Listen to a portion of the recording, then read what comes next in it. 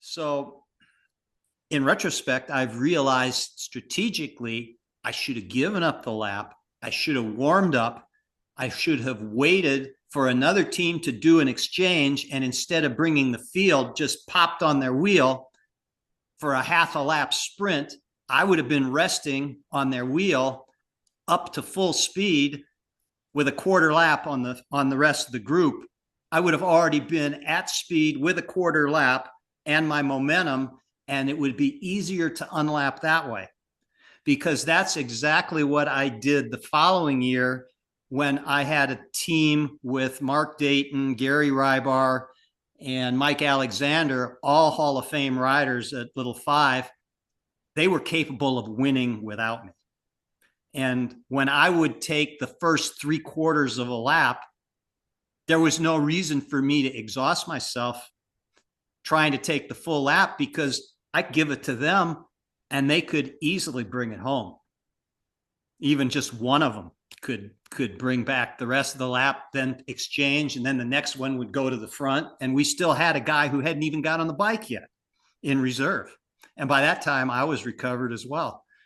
So anyway, we were that year in the sprint, I was up against a guy that had Nelson Vale's speed. This guy would have been national track team if he had been a serious full-time bike racer. And so I realized that I needed to control the sprint from the front, because he couldn't draft me and take a flyer and come around like he could on a bank track. I wouldn't have had a prayer to beat him.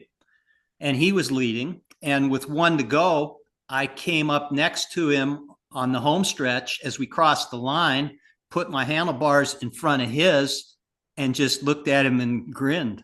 It's like, okay, you're stuck. You can't go anywhere. I own you right now.